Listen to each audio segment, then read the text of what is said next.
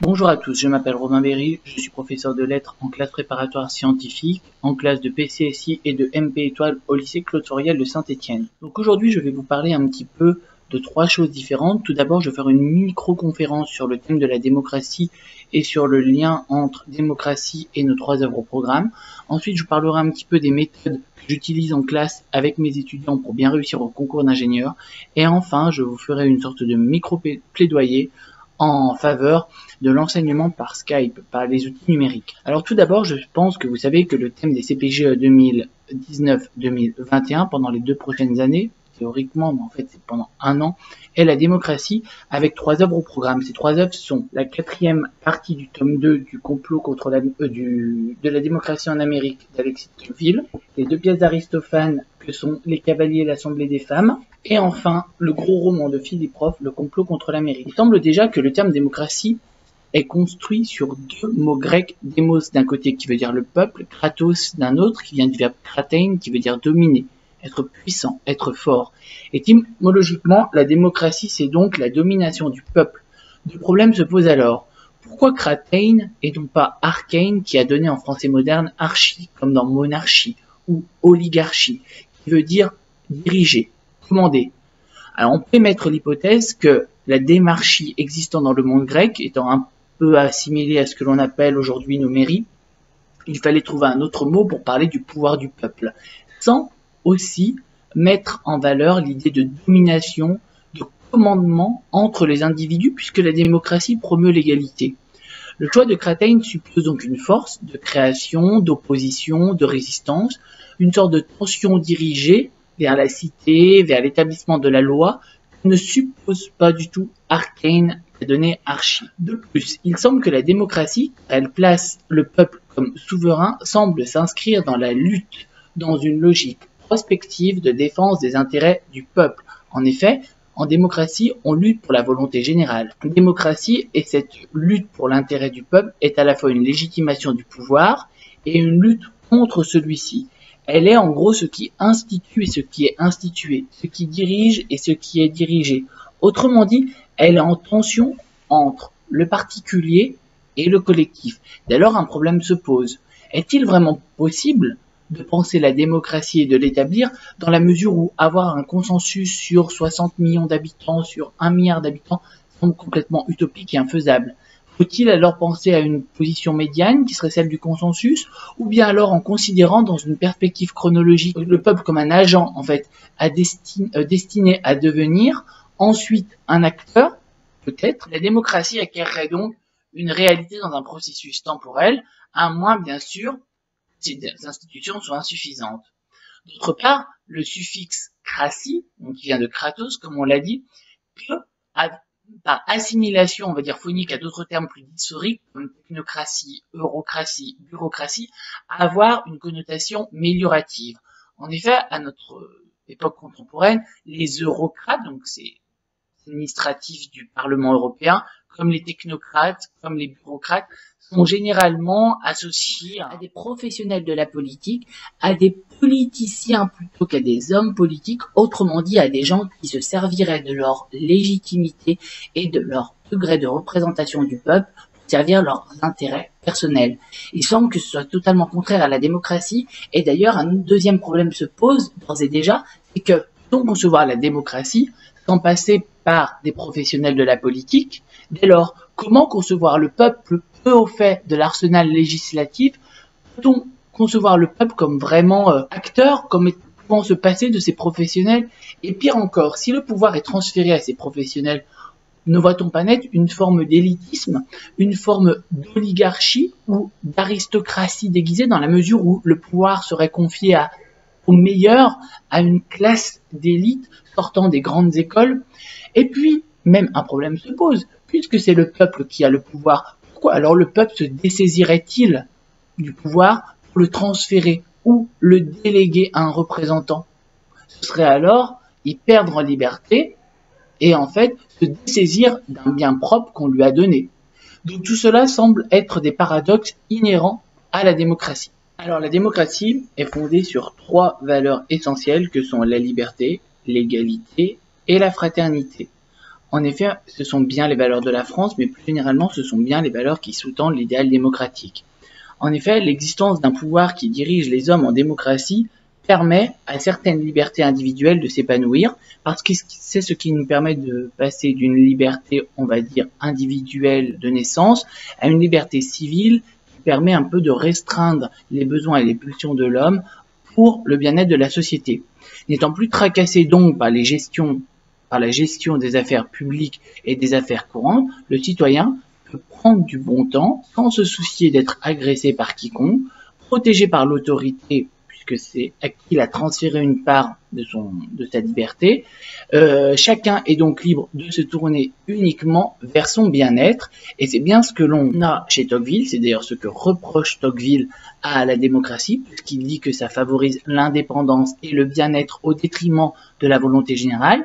Mais c'est aussi ce que l'on retrouve dans le complot contre l'Amérique, dans la mesure où dès le chapitre 2, après le rapprochement entre Lindbergh et Hitler, le regret s'amplifie puisque le narrateur nous dit que dans la rue, nos aînés se demandaient en permanence ce qui nous attendait, sur qui compter pour nous protéger ou encore comment nous protéger nous-mêmes à la page 87.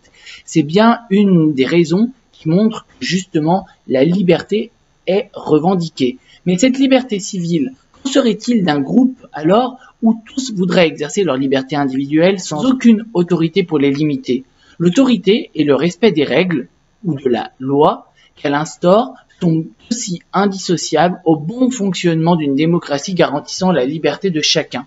En effet, ce n'est donc pas malgré une autorité qu'il faut aménager que la liberté existe en démocratie, mais grâce à cette autorité indispensable pour que certains ne subissent pas l'autorité des autres, ce qui contreviendrait, à la liberté générale. D'ailleurs, le narrateur du complot contre l'Amérique, le petit Philippe, dit que quand Franklin Delano Roosevelt s'adresse à son peuple, il parle de ses concitoyens. Donc, intéressant d'utiliser le concitoyen qui montre vraiment cette idée d'union. Il, je cite, manifeste une autorité qui fonde leur vie avec la sienne. Le avec est important parce que ce n'est pas sur la sienne, de la même façon que ce discours empreint d'émotion et de rhétorique sont qualifiés par sa voix disait à elle toute seule sa maîtrise sur le tumulte des affaires humaines. On voit donc bien par ici à quel point Franklin Delano Roosevelt a le pouvoir vraiment de manifester cette liberté, de protéger le peuple et d'utiliser la liberté vraiment comme étant l'élément indispensable pour que le peuple puisse s'y retrouver et en même temps puisse s'épanouir. Mais cette liberté revendiquée est parfois aussi menacée. C'est ce que l'on retrouve dans les cavaliers et dans l'Assemblée des femmes, puisque la liberté est bien ce qui fonde la démocratie aussi à l'époque antique. Le bon citoyen devait se sentir libre de s'exprimer, d'argumenter sur ses choix, sur ses opinions politiques. En tout cas, il ne doit subir l'influence de qui que ce soit. Il doit se montrer méfiant face aux groupes et aux pressions, méfiant face aux démagogues et aux sycophantes. C'est la seule façon d'ailleurs de conquérir ce champ qui s'offre à lui. Et bien justement, dans les cavaliers, le premier serviteur, tout au début de l'œuvre à la page 49, demande au second, alors je vous rappelle quand même que les deux serviteurs sont des esclaves, il lui dit « Garde pour toi ces fines herbes et joue-nous plutôt un air de liberté. » Donc comme quoi, même les esclaves réclament la liberté. Et cette liberté est en plus, cette liberté générale dans les cavaliers dans l'Assemblée des femmes est toujours bafouée. Alors, premièrement, on voit que la liberté de circulation est bafouée. En effet, dans les cavaliers, le Paphlagonien a voulu, à la différence de Thémistocle, je cite à la page 110, réduire Athènes à la condition de petite ville en établissant des cloisons entre les habitants et en les dupant avec les oracles. Tandis que Thémistocle ouvre la cité en allant explorer la mer et use de sa liberté, l'autre emprisonne et crée des barrières. De la même façon, la liberté d'action est entravée. Dans l'Assemblée des femmes, le jeune homme et la jeune fille, à la fin de la pièce, se montrent désobéissants et veulent à tout prix s'en détourner au nom de la liberté. C'est trop dur pour un homme aimant la liberté, page 236, dit-il, de coucher avec des vieilles femmes. Donc signe que la nouvelle cité de Praxagora dévalue la liberté d'action. De la même façon, Blépyros se montre aussi très inquiet quant à l'annonce des nouvelles règles, surtout face à celle de devoir coucher avec quelqu'un quand il n'en a pas envie. Il évoque même les contraintes de s'adonner à un tel acte. Mais pire encore, c'est bien la liberté de parole qui est dénigrée. On le voit notamment dans le complot contre l'Amérique, quand l'agent du FBI vient interroger l'oncle Monty au marché, sous-entendant que le père Herman Roth a tenu des propos dévaluant la politique de Lindbergh, mais on trouve également ça dans nos œuvres, dans nos pièces d'Aristophane, notamment dans l'Assemblée des femmes, puisque la liberté de parole et d'échange est délaissée au début de la pièce quand Praxagora congédie la 8e femme à la page 171 et la première femme à la page 173, ne laissant pas parler la première et congédiant l'autre avec autorité. Il y a une forme d'autoritarisme qui se met en place et qui culmine avec « c'est moi, je le vois qui va gouverner, qui va diriger ». Donc elle commence d'ailleurs ainsi sa tirade de la page 173. Les femmes sont aussi inquiètes de la réaction des archésites face à leur prise de pouvoir et ont même peur d'être empêchées de parler à la page 179, un peu comme Évéon qui prononce, je cite, un discours tout à fait démocratique à la page 189.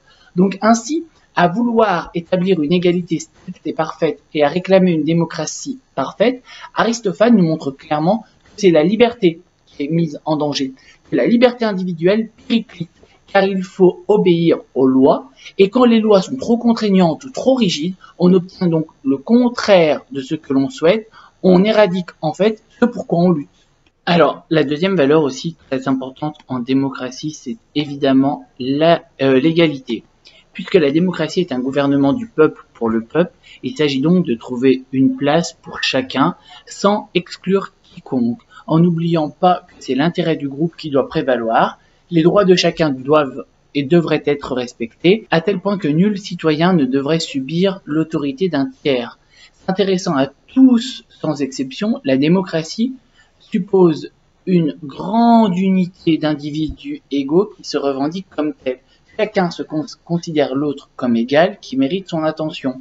Et c'est bien justement ce que l'on retrouve dans le complot contre l'Amérique, quand Franklin Delano Roosevelt appelle le peuple ses concitoyens. C'est ce que l'on retrouve aussi au sein de la communauté juive de New York, dans laquelle évolue le petit Philippe, puisque tous s'entraident, tous sont unis et aucun n'a le pouvoir sur un autre. Mais cette égalité est encore plus marquante dans l'Assemblée des femmes et dans les cavaliers, puisque ce qui importe aussi dans la démocratie grecque, c'est bien cette égalité des droits, aussi l'égalité des biens, puisque si la démocratie athénienne ne respecte pas l'égalité de conditions, puisque les métèques, les esclaves, les femmes, les enfants sont exclus de la vie civique, il n'en demeure pas moins qu'Aristophane compense idéalement ce déséquilibre dans nos pièces.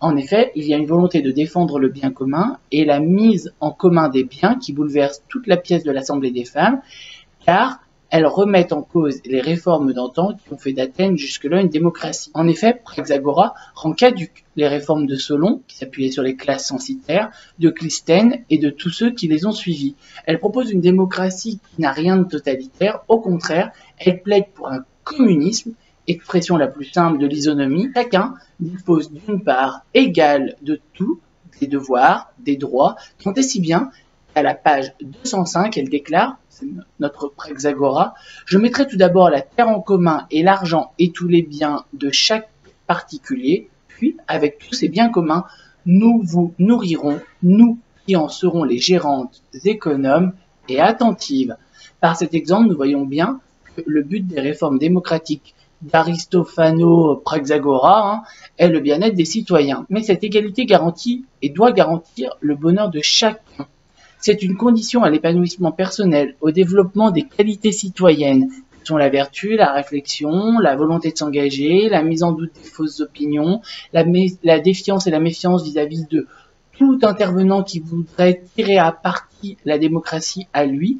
Il faut donc que le peuple soit heureux pour qu'il puisse s'accomplir et qu'il puisse accomplir son devoir de citoyen, et il semble que la condition sine qua non du bonheur soit l'égalité. Dans les cavaliers, la dernière réplique du Paphlagonien à Démos est riche de sens, puisqu'il dit à la page 146 « C'est bien contre mes vœux que je te laisse entre les mains d'un nouveau maître, plus voleur que moi, non, mais plus heureux peut-être. » Même si les vers sont parodiques, Aristophane insiste ici sur le fait que le bonheur est bien une condition importante à la vie civile. Demos sera désormais dans les mains de l'heureux charcutier qui assurera lui aussi son bonheur. Cependant, dans nos œuvres au programme, il semble que cette notion d'égalité soit souvent malmenée. En effet, Tocqueville commence dès le chapitre 2 à émettre des réserves, à mettre en tension cette égalité, dans la mesure où il dit clairement que l'égalité entre les hommes, le fait qu'il n'y ait aucune tête qui dépasse, va inciter chacun à être indépendant, puisqu'en rejetant la potentielle autorité qu'un homme pourrait avoir sur un autre, en fait, c'est bien l'indépendance de chacun qui va être mise en valeur. Mais cette indépendance risque soit la servitude à un maître, soit l'anarchie. Et c'est bien pourquoi, en fait, il faut trouver un organe central, un pouvoir central, il parle de centralisme aussi, qui va permettre en quelque sorte de concentrer ces règles et de mettre en valeur un pouvoir structurant à tout ça. Eh bien, ce pouvoir structurant va certes garantir l'égalité de tous, mais va nous faire perdre en liberté, parce qu'on va donner un peu de notre liberté à ce pouvoir qui va peut-être en abuser, peut-être dans lequel on ne se reconnaîtra pas. En tout cas, y gagner en égalité, c'est y perdre en liberté. De la même façon, il semble que l'égalité de nos jours dérive un petit peu, et on le retrouve un petit peu aussi dans le complot contre l'Amérique, un peu en égalitarisme. Si l'égalité, c'est bien l'égalité de droit, de conditions à la naissance, il semblerait que de nos jours, ce ne soit pas la communauté qui réclame l'égalité, mais que ce soit plutôt des minorités ethniques, religieuses, inférieures qui veulent l'égalité au nom d'une résistance face à la majorité. Dans ces cas-là, l'égalité devient plutôt de l'égalitarisme, la communauté plutôt du communautarisme. Ces deux notions semblent être des dérives à la notion d'égalité en démocratie. Enfin, la démocratie doit promouvoir aussi la fraternité et en effet le partage. C'est une des valeurs importantes puisque le gouvernement est un gouvernement du peuple pour le peuple. Il s'agit donc de trouver une place pour chacun sans exclure quiconque, en n'oubliant pas que c'est l'intérêt du groupe qui doit prévaloir. Intéressant à tous sans exception, la démocratie suppose donc une grande unité, la transformation d'un peuple en nation. Et c'est bien ce qui compte, c'est-à-dire qu'il doit être soudé par un sentiment d'appartenance à un tout, un sentiment patriotique. Chacun considère l'autre comme un égal qui mérite son attention, ce qui est propre à la fraternité. Eh bien, on a dans l'Assemblée des femmes évidemment, mais c'est ce que l'on a aussi dans le complot contre l'Amérique, puisque le seul véritable président de cette nation, c'est bien Franklin Delano Roosevelt, puisqu'il s'adresse à tout le monde, il y a une certaine effusion qui opérait entre le dirigeant et son peuple, qui indique bien que tous forment une entité unie, même si lui fait partie de la grande bourgeoisie et qu'il parle à des familles ordinaires. Tous comptent en fait au même niveau pour lui. Il y a une constante aussi valorisation dans la démocratie des individus qui composent leur ensemble. Il faut toujours valoriser l'individu pour ne pas qu'il se sente dérouté ou ne pas qu'il se sente tout simplement lésé. Chacun est attentif ou doit l'être en tout cas aux besoins de l'autre, manifeste son amitié grâce à laquelle tous s'intègrent dans le groupe et ouvrent la porte à leurs concitoyens. Donc c'est bien ce que l'on a au sein de la communauté juive dans le complot contre l'Amérique, puisque cette communauté est très altruiste. À la page 318, on a « Mes parents étaient des gens sociables, hospitaliers », réclame dans sa page 13, dit le petit Philippe. À la page 318, les femmes, amies intimes, pouvaient compter les unes sur les autres, compatissaient au téléphone. Nous, les garçons, n'étions pas forcément les meilleurs amis du monde, mais nous sommes liés par l'appartenance commune de nos pères. Il semble donc qu'en démocratie, ce soit le partage qui règne. Les Américains, dans le complot contre l'Amérique, partagent tout. Parallèlement, l'enfant insiste d'emblée sur l'absence de communautarisme, de manifestation ostensible du judaïsme, sur l'intégration accomplie à la nation américaine. Il se sent davantage américain que juif. C'est ce qu'il dit à la page 16 quand il dit « Je suivais avec zèle les fêtes nationales, sans jamais me demander ce que représentaient pour moi les feux d'artifice du 4 juillet, la dinde de Thanksgiving et les double match de la Declaration Day.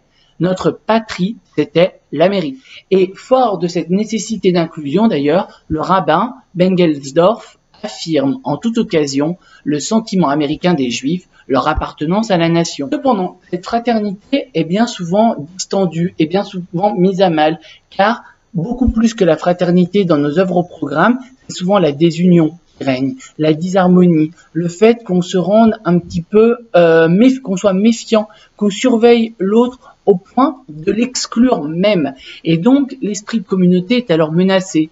L'idéal de communauté fraternelle suppose l'inclusion de tous dans la grande famille du peuple. Or, même en démocratie, les gens restent confinés dans de petites unités qui certes peuvent constituer des micro-fraternités placées les unes à côté des autres, mais certainement pas une famille unie. Les intérêts de chaque groupe diffèrent. Souvent même, la versatilité des hommes pousse à passer d'une communauté à l'autre, parfois même au détriment de ses valeurs morales, parfois même en reniant sa propre première communauté. C'est le cas de Alvin au chapitre 8 dans le complot contre l'Amérique, puisqu'il arrive au volant d'une superbe voiture pour voir son oncle et sa tante. Il a une fiancée, Mina Chap, surtout choisie pour l'influence qu'elle lui procure, puisque c'est la fille d'un riche héritier, d'un, je cite, petit malfrat associé au pire voyou, spécialiste des machines à sous illégales, prêt à faire d'Alvin un restaurateur chic d'Atlantic City. Il possède d'ailleurs un restaurant de langoustes déjà. Mina a 31 ans, Alvin n'en a que 23. Il parle en articulant outrancièrement, comme le fait son beau-père. Autrement dit, il est donc un, je cite, futur gendre unijambiste surnommé la Frime, à la page 414. Pendant le dîner, le père passe son temps à écouter les nouvelles liées à la mort de Walter Winchell. Alvin ne cesse de parler d'Ali Stolz, le fameux boxeur candidat au titre mondial des poids légers. Ça se passe à la page 416. Son ami qu'il voit bientôt champion du monde. Il semble donc avoir renié d'idéaux de la communauté juive pour lesquels il a pourtant perdu sa jambe, comme s'il se détournait de la communauté juive pour celle des malfrats.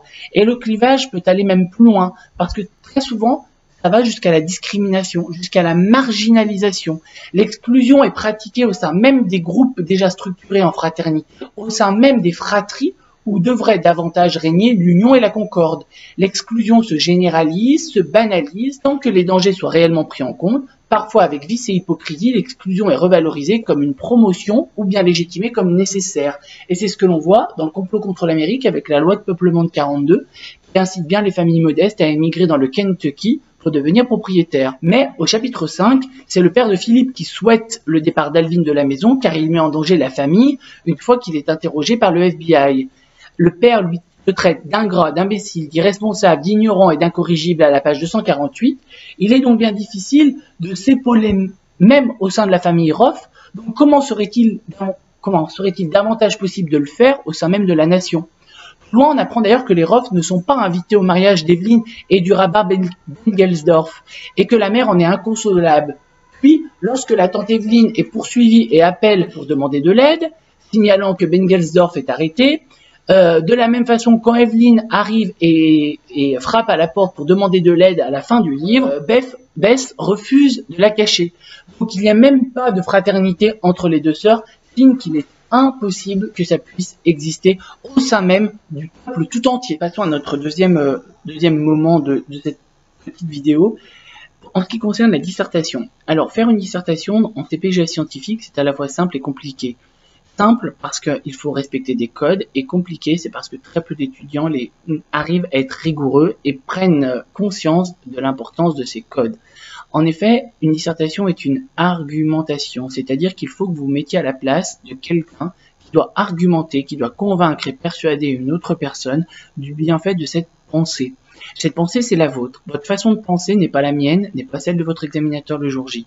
Il faut donc que vous arriviez à être suffisamment logique, convaincant, pour montrer à l'examinateur que la façon de penser qui est la vôtre est juste et que vous amorcez des éléments justes et convaincants. C'est ce qu'il y a de plus important. En effet, il faut donc, dans un premier temps, bien penser à étudier le sujet. Étudier le sujet, ça ne veut pas dire le lire une fois et hop, en déduire un sens. C'est regarder chaque mot-clé et déduire du sens de chaque mot-clé. À partir de cette étude du sujet et de chacun des mots-clés, on construit un plan en ménageant toujours une démarche dialectique. Dans un grand train, je vais étayer le sujet, je vais me montrer d'accord, ou je vais montrer que la personne qui a fait la citation n'est pas du tout idiote, qu'il y a un vrai sens et que c'est plutôt bien vu. Dans un deuxième temps, je vais au contraire nuancer le sujet et voir autre chose avec, dans un troisième temps, un dépassement du sujet. Je vous conseille donc de respecter cet ancrage. Grand 1, j'énonce. Grand 2, je nuance et non pas je réfute, parce que le but c'est pas de faire un château de cartes qui va s'écrouler. En 3, je transcende, je vais au-delà même du sujet. Je montre que le problème n'est pas dans ce qui est dit dans la citation, c'est beaucoup trop réducteur, beaucoup trop simpliste, il faut aller beaucoup plus loin. Il me semble que l'étudiant qui aura compris ça sortira bien, puisque à partir de là, ce qui compte, c'est une très bonne connaissance des œuvres au programme. Si les œuvres au programme sont connues, lues, digérées, et si le cours du professeur est su par innutrition, vous allez réussir à compléter votre dissertation.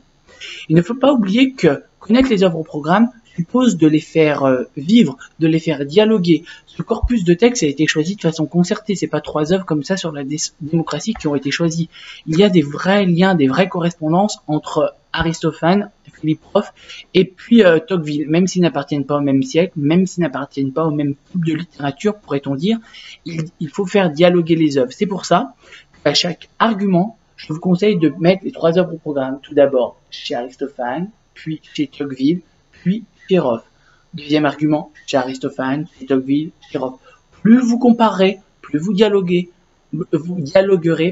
meilleure sera votre note, c'est incontestable. Moi, je vous mets en garde contre 2 choses. La première, c'est le hors-sujet. En même temps, peu d'étudiants étudient le sujet, beaucoup de personnes passent très vite au-delà du sujet. Donc effectivement, pas de remarques ou d'analyse des mots-clés. C'est la voie vers leur sujet. Deuxième chose qui me semble importante, c'est la non-maîtrise de l'exercice qui se transforme en restitution organisée ou non organisée certainement des connaissances. Le but, c'est pas de reprendre une dissertation que vous aurez fait avec votre professeur pendant l'année et de restituer ses connaissances. Absolument pas. Le but, c'est d'argumenter sur quelque chose. Attention, donc, à ne pas transformer l'épreuve en restitution de connaissances. C'est vraiment un défaut majeur qu'on retrouve dans beaucoup de copies. Enfin, ne pas faire des fautes aux invariants des œuvres au programme, c'est-à-dire pas de fautes aux toponymes, pas de fautes aux noms propres, pas de faute au titre, pas de faute au nom des auteurs, bien souligner les titres, mettre une majuscule au début des titres, ce genre de choses qui vous semblent très futiles à première vue est important, vraiment important quand on prépare un concours, puisque c'est ce qui fait la différence. Rappelez-vous que le but n'est pas de mettre 10 ou 11, le but c'est de vous classer et donc d'être le meilleur possible dans son paquet de copies.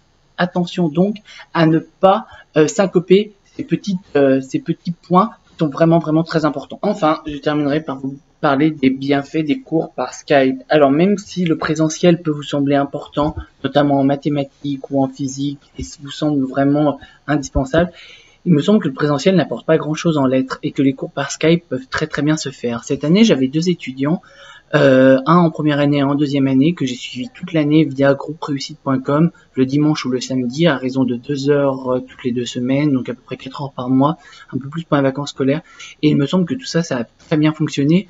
Celle qui est en deuxième année a eu des très bonnes notes au concours, les résultats ont été vraiment satisfaisants et tout s'est très bien passé. À partir de là, il semble vraiment que les cours par Skype apportent d'autres garanties, puisque c'est la garantie aussi d'être toujours présent. Il n'y a pas possibilité d'avoir des ennuis mécaniques ou des ennuis liés au déplacement. On y gagne du temps aussi, puisqu'on se focalise sur 1 heure et à cette heure-ci, tout le monde se connecte.